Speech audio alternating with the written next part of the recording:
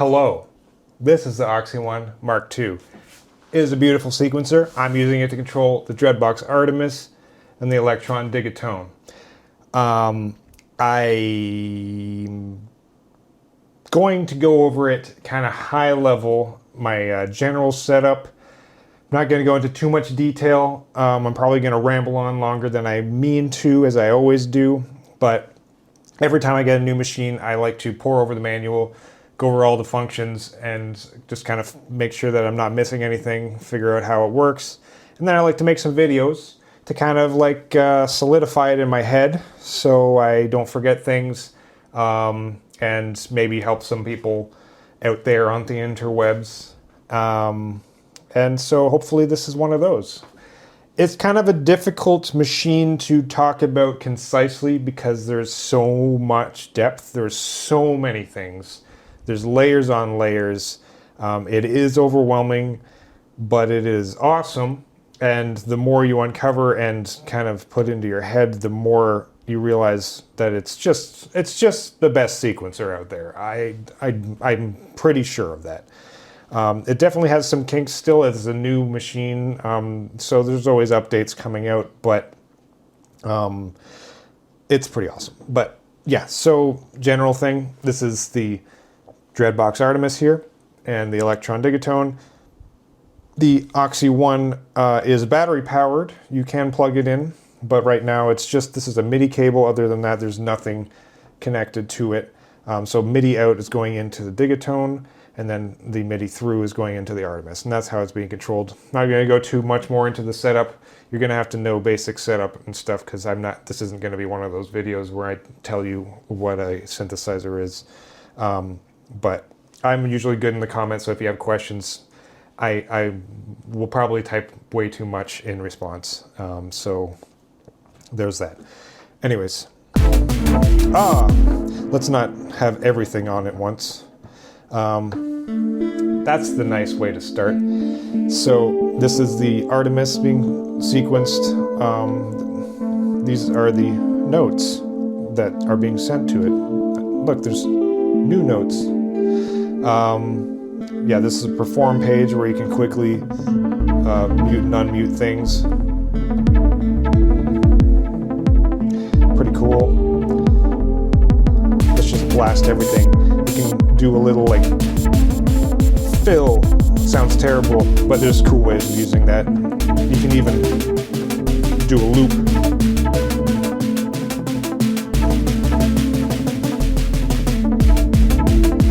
Oops, I pressed the wrong button. Whatever. You can do lots of cool stuff here, but I'm not going to do any of it because my brain's fried, and this is a overview video, not a performance video. I'll be doing a lot more videos on specific things like sequencers and like different performance options and stuff like that, but there's too much to go through. So I guess just kind of go to a new project and start from there. So yeah, let's do that. So to get a new project, I'm going to press this here load button and scroll with the first knob here. The second one will go through sequences or patterns, but the first one is the projects knob. They light up when it's one that's has things in it. Let's just go to this project 4 blank one here, load project. So I'm just going to kind of be showing you like how I set this up,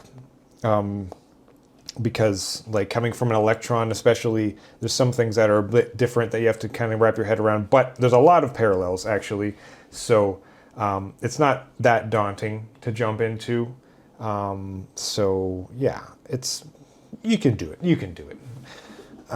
Let's get into this. So the first thing is if you want to set up your sequences and choose all the MIDI channels and the scales and the roots and stuff, hold Shift and press the sequence button. These numbers are the sequence buttons. There's 8 sequencers. And yeah, so then you can choose the mode here between all the different types, which I'm not going into now. Channel is the first thing. So MIDI channel, go to I'm going to go to 16A to control my Artemis because that is the channel that it's on. And then press, click. When it has a star, that means that there's unsaved changes.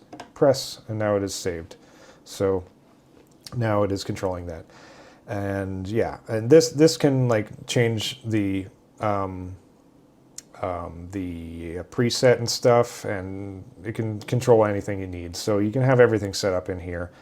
I unfortunately won't be able to go into too many details there because that stuff gets pretty laborious and difficult to talk about. But yeah, again, in comments, I can try to help as much as I can. But so now it's set to 16, so I'm controlling the Artemis, and this is the keyboard button over here.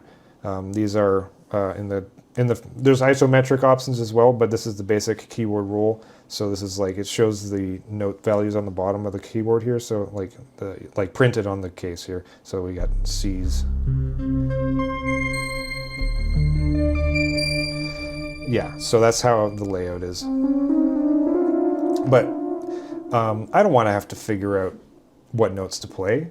So let's change it to a scale. So if you want to change the scale, then when you're in the basic mode here, you can always get back there by hitting back. And you see like mono up there, and it says chromatic, so that means that we're not in a scale. And C2 is the bass note. So hold shift, and then these 4 knobs here, which currently are velocity, octave, gate, and repeat. Hold shift, and they change to, this third knob is scale. So let's put it to minor, because we're edgelords. And then the root, I'll change that to whatever, go up to A2. Why not? For no reason. So now,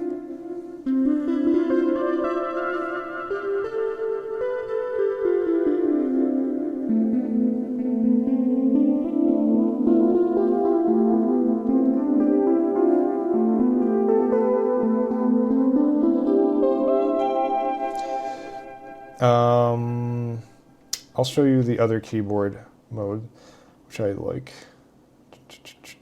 Oh, it's in. So shift config, there's a ton of options in here. I'm not going to go into them, but performance, there it is. Keyboard layout, isometric fifths.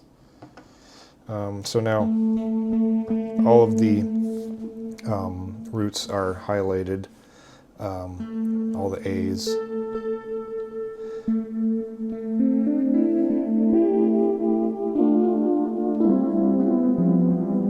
And every key will be something in the scale. But anyways, getting too much into the weeds when I wasn't going to do that. So in this versus an Elektron, basically the 8 sequencers are kind of like individual tracks on an Elektron, where each one controls an instrument. But the workflow is more like something like an M8, where like each instrument or track or sequencer here has multiple patterns for that track. So like this this sequence here, this sequence is set to control the Artemis. The Artemis can have in the load screen here these 16 patterns within the project. So you change patterns per track, and you can change them all at once using the arranger, or you can be on this page and change them all here to like whichever you want. I think it's a nice workflow once you get used to it, because then you are selecting what pattern you want per instrument, and you are able to kind of like mix and match easily, instead of having to, like on an Elektron, you have to copy the whole pattern to another thing. That means that everything gets copied, and then you have to change a couple things over here in this version and have a bunch of different versions. It's just different. It's a different workflow in that way. But yeah, just think of each sequence as being like an instrument, and then you have your different patterns as different like patterns for that instrument in particular. You can even change each pattern to be a different thing. I think even maybe different MIDI things. I don't think they have to be the same, but that's just kind of the easiest layout. But yeah. Yeah, these are the save and load buttons here, and yeah, there's also a project page of Shift Project with a bunch of options here for SD card stuff and whatever, but we'll get into that. And my basic setup that I like to have is my Artemis up here, and then my I have like my my bass and then like some other stuff on the Elektron going from 7 up to 2. And then the bottom one is a multi-track, which has 8 tracks in it that I use to control all 8 drum tracks, or up to 8. I usually don't have 8 drum tracks going at once, but that is where I throw all my drums into the multi-track down here. And you can do whatever setup you want, and there's nobody going to be able to tell you this is the way to do it, because everybody likes different organization and you have a different setup, so like you have different needs, but that's how I do it. And so I'll just go over some basic things about the sequencer. So yeah, you put down notes, bloop, bloop, bloop, like that. I'm in mono, so there's only 1 note per step, but you can go into poly. This is a poly synth, so I could do poly, but I like the mono synth because it keeps it kind of simple, and there's some fun functions that it has, which I'll go into in another video. But that's how you put things down, erase them. You can even mute them by holding mute, and so now they're still there, but they don't play. You can do the end point and start point with init and end. So now the end point is there. You can hold it to see with them. I'll do an init point, so now the init point's there.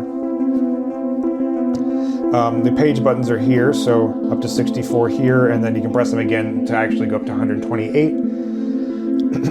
Excuse me, my throat is always dry. I don't do talking well, which is great because I like to do videos where I talk for a long time. Anyways, if you want to extend this to another page, I could do like hold end and press 32. And now the end point is on the end of the 32nd step. So on page 32, I can go bloop, bloop, bloop. And now I have a second page. See how easy it is to make a sequence when everything's in scale? You can just press random things. Speaking of which, first I'll show you the tie gesture. So hold a step and then press further on in the same line, and you'll make a tie. So that'll hold the note. That's pretty nice. But then there's also a reverse tie. So you hold a step and then press a step before that. It'll erase everything in that area, but it generates a random... You have to turn this on in the options, but it generates a random pattern. Let's just make the end point earlier here. So now I can just randomly generate. There's ways to kind of customize what the randomization will be like as well, but I won't go into that in this video. But that's just showing you another fun thing you can do. Let's just clear that. Yeah, you got your copy, paste, and clear. Clears on shift with the X, and then there's also a duplicate. So I can duplicate this pattern by shift duplicate, and then it will just duplicate it. So the exact amount of steps that it is, it just doubles that. And that's how that works. And let's just do end here. Okay, so what else here? What else? Selection boxes. So let's put some more steps here. Say I want to just kind of shift these ones around. You can do a selection box by doing the reverse tie again, of pressing the previous and then hold one before it until these yellow lines appear. Now remember, if you just let go, it's going to do a randomization, so careful there. Make sure you hold until the yellow lines show up. Though, actually, while I say that, I'll get back to the selection box, but that reverse gesture where I'm randomizing things, oops, that can be turned on and off and changed. So in Shift Config, go to Workflow, and then down at the bottom, inverted tie gesture for fills or random. So I have it as randomized because I like that feature. I think it's fun. You can also have it on fills, or you can turn it off if you don't want to do it by accident. So fills will just do all the same note. So now it's, instead of a tie, it'll be every single step. So I just like it. Let's turn it back to randomize, and let's just randomize in here. And then let's do that selection again. So hold a pad and then hold until the yellow bars. Now from here to here is selected. So I didn't go over shifting these things around, which I should have done before that, but you can shift around with these arrows by holding shift, and left and right will rotate. So now those notes are rotating, but only within the selection box. And then up and down will go semitones up and down.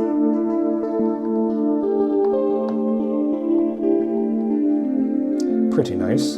So yeah, I'll show you those buttons again. Back to erase the selection. Yeah, I can shift everything around with arrows. Pretty cool, pretty cool. You can expand the whole sequence to, it'll sound the same, but it doubles the space that it takes up, which will allow you to like kind of put other things in between if you want, but it also doubles the time division so it sounds the same. You can condense it with Shift Condense, which will shrink it by half and also shrink the time division by half, but that's destructive. So if you put it down to a note resolution that those notes can't fit in, now those notes are gone. So even if I expand it out again, now it's only 3 notes. So that's how that works. You can change the time division quick. You can also change the time division by, oh, sorry, track, right? Yeah, track and then division. There's other options here, like the direction you want the sequence to go, and if you want to randomize the time division, etc. But yeah, you can quickly speed up or slow down the time division by Shift. This is ×2 and divided by 2. So ×2 divided by 2 divided by 2 ×2. And that's that.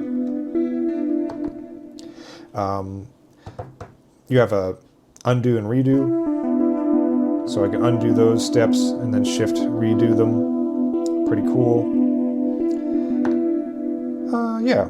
I'm not gonna go into too many more things here. There's lots of other things like arpeggiators and modulation and things like that. But yeah, let's move on. The next thing I like to show is the loop and the snapshot. So loop is similar to a selection, except it will only play within the loop. So you see this little white arrow next to an end. It means hold those buttons. And now they're lit up and you're in the loop selection. So I can choose just to loop that. So now it's just playing that over. And you can, I think you can, oh yeah, no, so hold it. I'm figuring this out. Okay, so anytime you want to change points, just press 2. If you wanted to do loop literally one step, just do 2 things in the same column. So now it's just 1 step. And then there's snapshots, which are like quick save and quick load on the Elektrons. So it's, yeah, temporary saves for doing performance things and then reverting to a previous state. So there's a little camera. Press load and save together, and let's just play. Press load and save together, take snapshot. So now let's make some changes. So I made those changes in the snapshot, or after making the snapshot. So these are flashing to let you know that you're in a temporary state, but I'm also in the loop because those are flashing. If you exit the snapshot by pressing one of these buttons, it'll also exit the loop. So press that, it quantizes, and now we're back to the pre-snapshot and pre-loop full pattern. So that is a very fun thing you can do for like build-ups and stuff while performing. So just quickly about the multi-track. I'll do another video on multi-track later to go into it more, but you select each track like that. There's an option you can change so that it doesn't select like that, and instead you're just putting down steps immediately. While one's selected, then you can put down steps, and that's how you would do that. But for this, it's 8 different tracks that you have to set up all individually. So I have my drums on 1 through 8. So I will want this to be 1 and then going up to 8 because I like the kicks to be down here. There's a drum generator too, which assumes that this is a kick, this is a snare, and this is a hat. So if you want to use that, you're going to have to set it up that way. But you don't have to, but I recommend that. But to do that, you press track and it shows track 1 selected. You can change that here. And then to change the MIDI channel, it's the same as before. And then you click to confirm, track 2, click to confirm. So I'll just do that for all my tracks.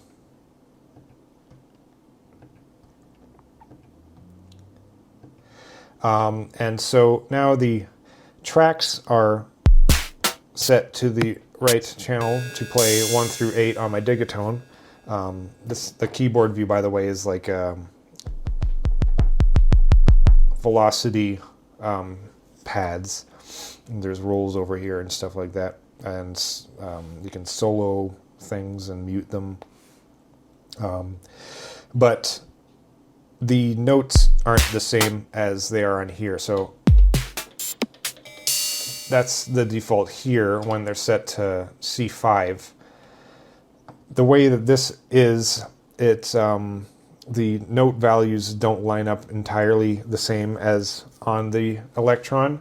So this took a little while to figure out because the very lowest notes, let's go and set the, so in track menus, the note offset is where you want to set what your bass note is. So if you go all the way to like C-2 here, then, well, this is set to currently, so you can see at the lowest octaves, the different notes play different MIDI channels. And so some synthesizers are set up that way, so that's useful.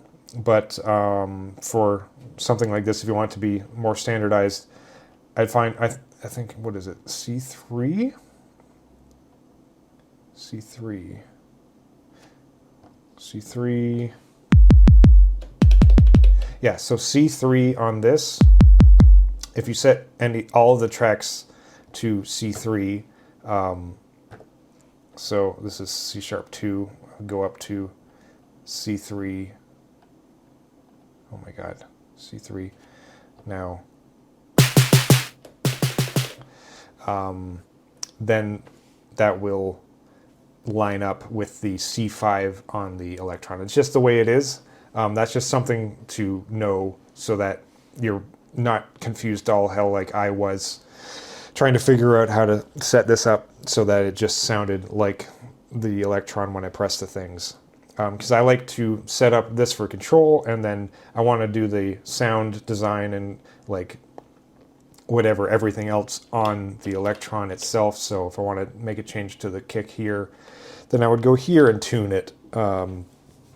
That's how I want it to work. So like the for me, the only thing to really say about the Digitone is I have it. I'm not going to put the camera on it, but there's one of the newer options in the newer updates for the Digitone 2 and I think the Digitakt 2.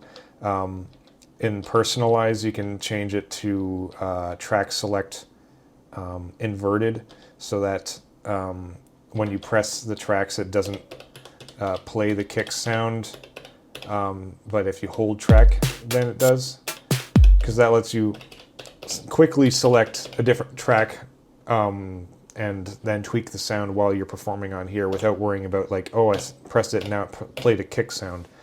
But that's more of an Elektron thing, so let's not worry about that. All right, so I hear ya. This is a bit laborious. It's a lot of setup, but I'm telling you, set it up once. It does not take long. Once you understand how it works, then there's a few different options of shortcutting it so you don't have to really do that much anymore. One of them is a template. So on track 8 here, let's load my template. So let's scroll down in projects all the way down to the bottom. You get templates. So I have one called Digidrums. So let's load that. And this would be more effective if I didn't already just set it up. But pretend I didn't already do that. And that would have just set it all up with the MIDIs and the offsets and everything for it. So that is per sequencer. You're loading that template for that sequencer. It doesn't change anything else in the other channels. So you can save that. You can save, press save and go down to templates and save once you have it set up the way you want, especially for the drums because that takes the longest to set up. But you can do it for other things as well. And yeah, that's just like kind of a useful thing to do. Another thing that you can do is you can load an instrument definition from the app, so on the computer, and you can download. They have a bunch in the app that you can download, but then there's more that the community are making. The community might have made them all, I'm not sure. That you get off the Discord, or you can make them yourself pretty easy. They have like a template that you can use to fill out all the CC values. You don't have to do any of this. This is for basically just if you want to use modulation of CC values, which is something I'm not going to go through in this video, but just to show you that you can do that. So like this is set to Digidrums. Well, how do I do? Actually, have not really messed with this too much. Track page. Maybe not for. Oh, here we go. So on the sequencer page, you can set up. So for anything else, you go to the sequencer page, and then scroll down to the end, and then you get the instrument knob here, and then you can turn that, and then it'll bring you to the select instrument. So I have a definition of all the CC values of the Digitone in here. So I load that, and now in my mod page it has all the CC values that some kind person on the community has made for other people to load in. And then I can just modulate whatever I want from the Digitone. There's one in progress for the Artemis. I've kind of worked on it a little bit myself too, but I'm kind of not really into modulating the Artemis because I like to just control it. But anyways, so as far as the saving and loading, there's some things to know about. So there's a quick save and quick load, which is hold shift to quick save. It'll say project save. It just flashed there for a second, and excuse me, project load, pattern loaded.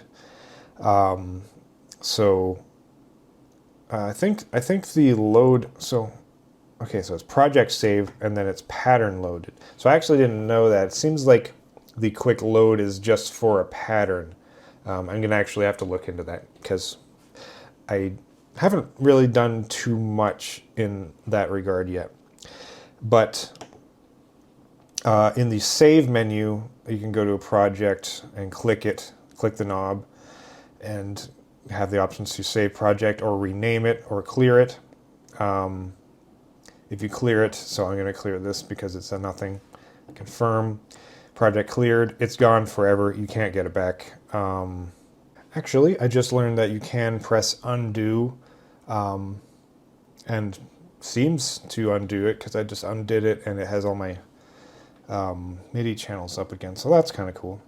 But anyways, so the thing is there are 20 project slots, and inside of each of those projects, each sequencer can have 16 patterns.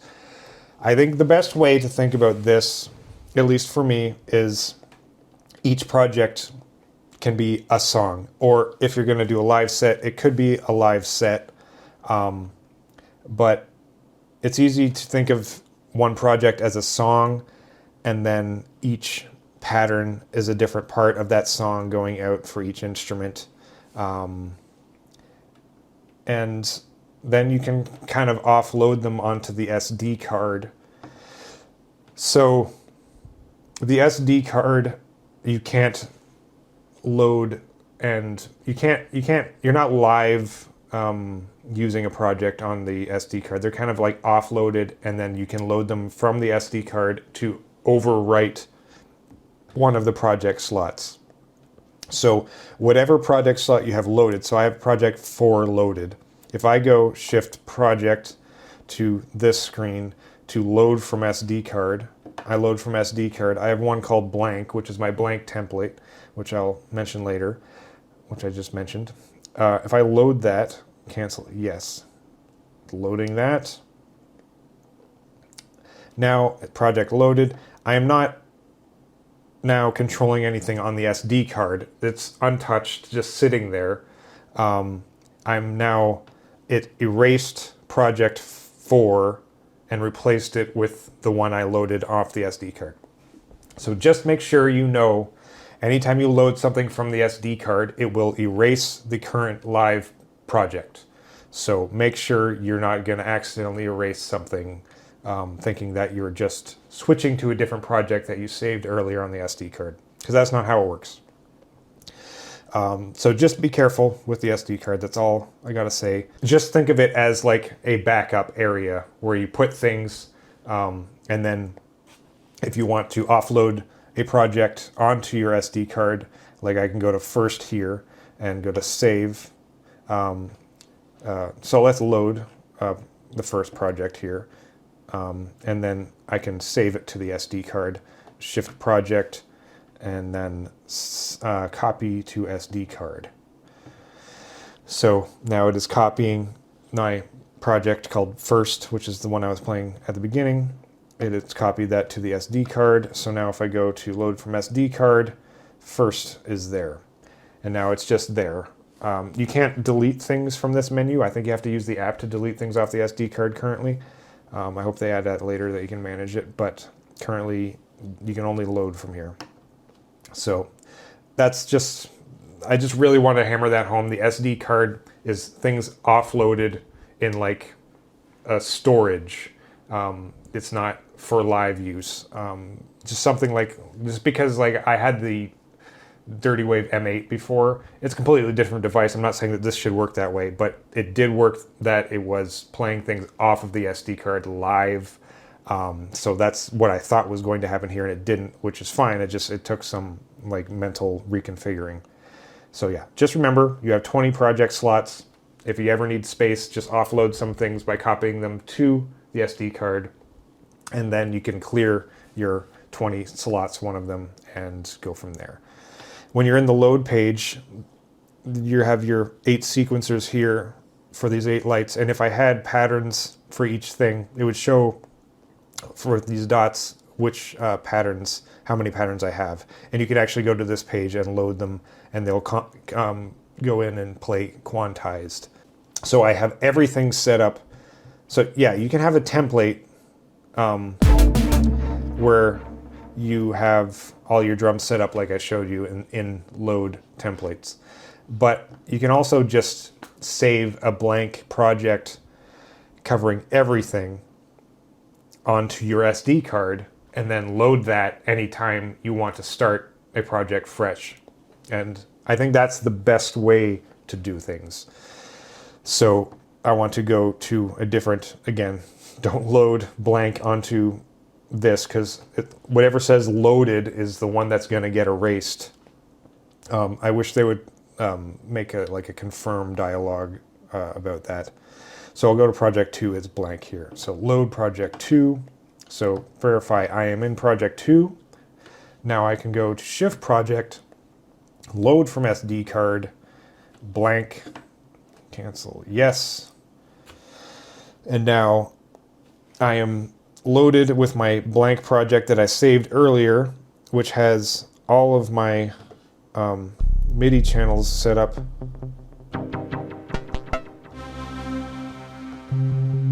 The way I like. Everything perfect. I can obviously change all of those, but it's a good starting point, because I'm not going to want them all to be the same all the time. I'm going to want different sequencers. Sometimes I'm going to want like 3 sequencers all controlling the Artemis at the same time. But it's good to have a nice starting point. But you can do whatever you want. I've been talking a long time. This is getting pretty dry, almost as dry as my throat. So I am going to stop there and hope that in some way this is helpful to some people. But I'll get into more fun videos next and from now on. This is the most boring video because it's like the overview of how you set up crap and whatever. But yeah, we'll get into some fun videos and I'll continue to have fun with this and stop reading the manual. All right. Thanks for watching. And yeah, if you have any questions and stuff, talk in the comments. I'm like a serial commenter. I always respond to everybody and usually with very long responses. So I'm going to go drink a bunch of water. Okay. Thanks for watching. Goodbye.